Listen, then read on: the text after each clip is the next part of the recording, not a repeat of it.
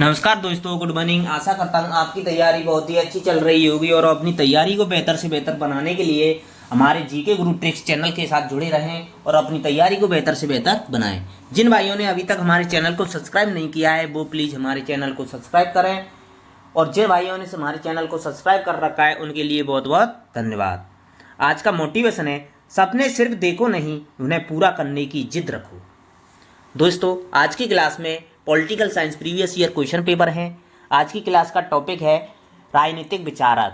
राजनीतिक विचारक, पाश्चात्य राजनीतिक विचारक, वेस्टर्न पॉलिटिकल थिंकर, प्लेटो एवं अरस्तु के ऊपर जितनी भी परीक्षाओं में जो प्रीवियस ईयर क्वेश्चन पेपर आए हैं उनको सॉल्व किया जा रहा है, जो आपके लिए बहुत ही रामबाण साबित होंगे।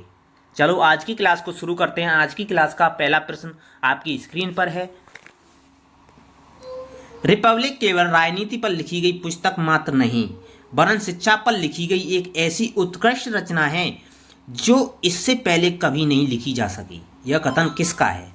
रूसो का, बार्कर का, कैटलिन का, फास्टर का? आपका सही जवाब होगा ऑप्शन ए, रूसो का। रूसो ने कहा था कि रिपब्लिक केवल राजनीति पर लिखी गई पुस्तक मात्र नहीं है, वरन शिक्षा पर लिखी गई एक ऐसी उत्कृष्ट रचना है कि इससे पहले कभी भी लिखी नहीं जा सकी थी। तो आपका सही जवाब होगा ऑप्शन ए। आपका अगला सवाल, श्रेष्ठ परिषद नॉक्टर्नल काउंसिल का उल्लेख प्लेटो ने किसमें किया है? द रिपब्लिक में, द स्टेट्समैन में, द लॉज में, इनमें से कोई नहीं। आपका सही जवाब होगा ऑप्शन सी, द लॉज। प्लेटो ने अपने द लॉज लेख में श्रेष्ठ परिषद का उल्लेख किया है। आपका अगला सवाल, निम्नलिखित में से कौन इसलिए एथेंस से कालचिस भाग गया था कि एथेंस वासी दर्शन शास्त्र के विरुद्ध दूसरा अपराध न कर दें? सुकरात, प्लेटो, अरस्तु, यूक्लिड? आपका सही जवाब होगा ऑप्शन सी, अरस्तु। जिन भाइयों ने अभी तक हमारे चैनल को सब्सक्राइब नहीं किया है वो प्लीज चैनल को सब्सक्राइब जरूर करें। आपका अगला सवाल, निम्न में से कौन विद्वान प्लेटो को मुक्त समाज का शत्रु मानता है? Leo Strauss, Karl Popper, Hannah Arendt, William James? आपका सही जवाब होगा option B, Karl Popper. Karl Popper है वो प्लेटो को मुक्त समाज का शत्रु मानता है। कार्ल पॉपर मुक्त समाज का शत्रु प्लेटो को मानता है। कार्ल पॉपर ने अपनी पुस्तक the open society and it's enemies में प्लेटो को मुक्त समाज का शत्रु माना है। उसने प्लेटो को सुपंदर्शी और सर्वाधिकारवादी मानते हुए यह लिखा है कि उसके तत्व मीमांसा सिद्धांत सर्वथा भ्रामक हैं और उसके राजनीतिक परिणाम अत्यंत विनाशकारी हैं। अतः कार्ल पॉपर ने प्लेटो की आलोचना की थी। आपका अगला सवाल, निम्नलिखित में से कौन सा अरस्तु के शिक्षण संस्थान का नाम था? The nursery, the lyceum, the academy, the Montessori? आपका सही जवाब होगा ऑप्शन बी, द लीजियस। अरस्तु के शिक्षण संस्थान का नाम द लीजियस था। प्लेटो अपने शिष्य अरस्तु की योग्यता से बहुत प्रभावित था और उसे अकादमी का मस्तिष्क कहा करता था। अरस्तु अपने शिष्य को अकादमी का मस्तिष्क कहा करता था।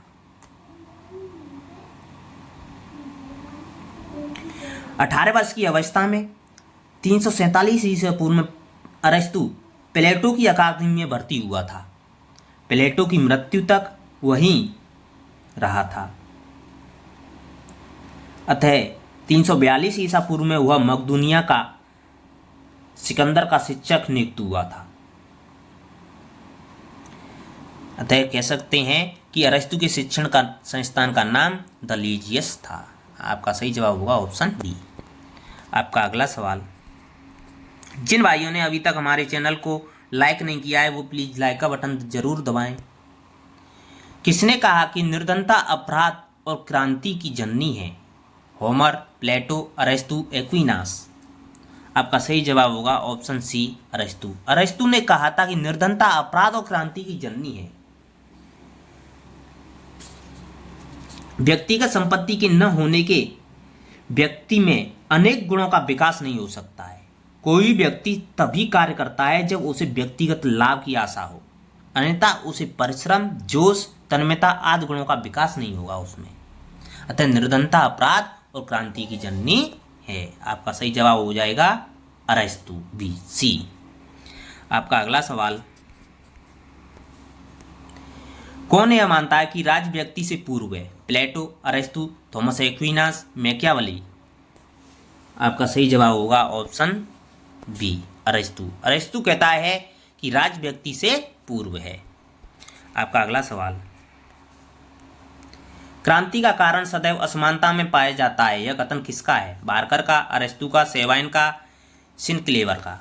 आपका सही जवाब होगा ऑप्शन बी, अरस्तु का। अरस्तु ने कहा था कि क्रांति का कारण सदैव असमानता में पाया जाता है। अब अगला सवाल, पॉलिटी संवैधानिक तंत्र कहीं अधिक स्थायी व्यवस्था है जिसमें क्रांति की संभावना कम रहती है, यह कथन किसका है? प्लेटो ने कहा था, अरस्तु ने कहा था, सिसरो ने कहा था, पॉलीबियस ने कहा था। आपका सही जवाब होगा ऑप्शन बी, अरस्तु। आपका अगला सवाल,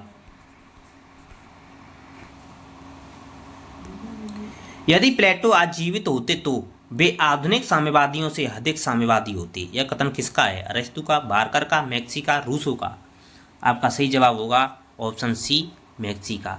मैक्सी ने कहा था कि यदि प्लेटो आज जीवित होता तो आधुनिक साम्यवादियों में अधिक साम्यवादी होते वे। तो आपका सही जवाब होगा ऑप्शन सी। आपका अगला सवाल, प्लेटो का न्याय संबंधी सिद्धांत स्थिर या निष्क्रिय, आत्मानुवादी, अनैतिक, अव्यावहारिक और अमनोवैज्ञानिक है, यह कथन किसका है? जोड़ का, सेवाइन का, अरस्तु का, सिनक्लेयर का। आपका सही जवाब होगा ऑप्शन बी, सेवाइन।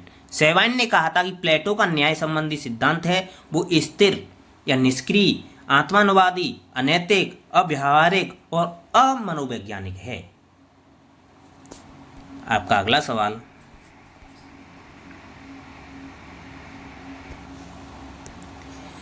जब तक दार्शनिक राजा नहीं होंगे या विश्व के राजा दर्शन की भावना से प्रेरित नहीं होंगे तब तक राज्य को उनकी बुराइयों से कभी मुक्ति प्राप्त नहीं होगी, यह कथन किसका है? प्लेटो का, अरस्तु का, सेवाइन का, डनिंग का। आपका सही जवाब होगा ऑप्शन ए, प्लेटो का। प्लेटो ने कहा था कि जब तक राजा दार्शनिक नहीं होगा तब तक राज्यों में उनकी बुराइयों से कभी मुक्ति नहीं प्राप्त हो सकती है। तो आपका सही जवाब होगा ऑप्शन ए, प्लेटो। आपका अगला सवाल, निम्नलिखित में से कौन प्लेटो के विचारों के सिद्धांत का स्रोत नहीं है?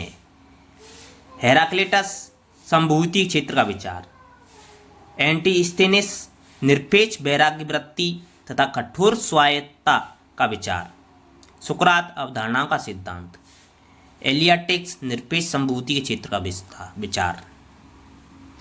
आपका सही जवाब होगा ऑप्शन बी,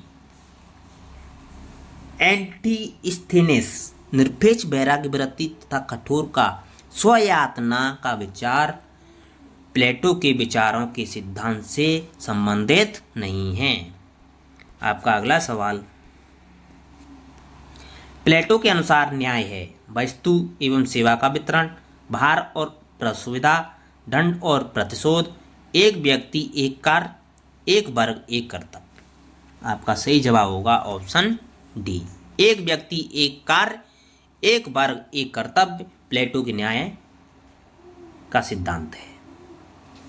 आपका अगला सवाल,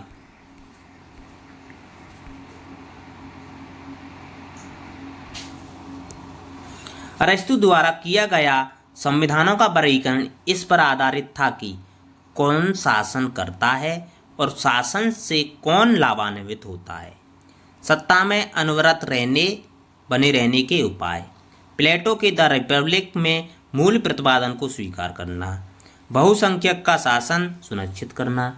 आपका सही जवाब होगा ऑप्शन ए, कौन शासन करता है और कौन शासन से कौन लाभान्वित होते हैं। अरस्तु के संविधान का वर्गीकरण इसी पर आधारित है। तो आपका सही जवाब हो जाएगा ऑप्शन ए। आपका अगला सवाल,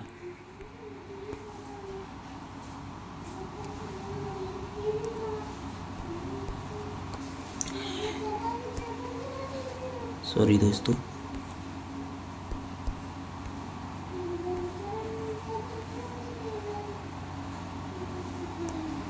निम्नलिखित में से कौन तुलनात्मक पद्धति में अरस्तु के योगदान से संबंध से सही है। तत्कालीन विद्यमान राजनीति प्रणालियों का अध्ययन, राजनीति के एक आनुभाविक विज्ञान का विकास करना, आदर्श प्रकार पर पहुंचना, अमूर्त विचारों को व्यवहार में लागू करना। ए और सी सही है, ए और बी सही है, बी और डी सही है, सी और डी सही है। आपका सही जवाब होगा ऑप्शन बी, ए और बी दोनों सही हैं कि तत्कालीन विद्यमान राजनीतिक प्रणालियों का अध्ययन, राजनीति के एक आनुभाविक विज्ञान का विकास करना, ये दोनों सही हैं दोस्तों। तो आपका आंसर हो जाएगा ऑप्शन बी, ए और बी दोनों सही हैं। आपका अगला सवाल,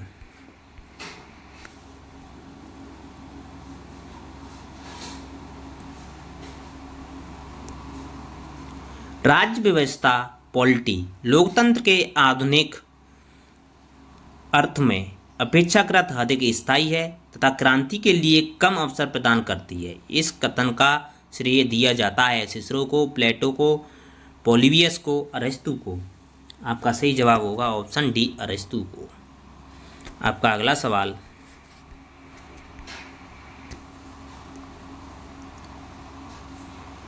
इनमें से कौन से प्रकार का शासन अरस्तु के हिसाब से सर्वोत्तम है। लोकतंत्र, हुकूमत, अल्पतंत्र, अभिजात वर्ग, राजतंत्र। आपका सही जवाब होगा ऑप्शन बी, हुकूमत। हुकूमत है वो अरस्तु के हिसाब से सर्वोत्तम शासन है। आपका अगला सवाल, निम्नलिखित को ग्रीक नगर राज्यों के नागरिक माना जाता है। मजिस्ट्रेट, गुलाम, स्वतंत्र, व्यक्तियों के स्वामी, राजनीतिक विचारक। आपका सही जवाब होगा ऑप्शन ए, मजिस्ट्रेट। मजिस्ट्रेट को ग्रीक नगर राज्यों के नागरिक माना जाता है। आपका अगला सवाल, किसने कहा कि राज्य केवल समुदायों का समुदाय नहीं है, यह एक सर्वोच्च समुदाय है। प्लेटो ने, अरस्तु ने, मैकियावेली ने, बोना ने। आपका सही जवाब होगा ऑप्शन बी, अरस्तु ने। अरस्तु ने कहा था कि राज्य केवल समुदायों का समुदाय नहीं है बल्कि सर्वोच्च समुदाय है। आपका अगला सवाल,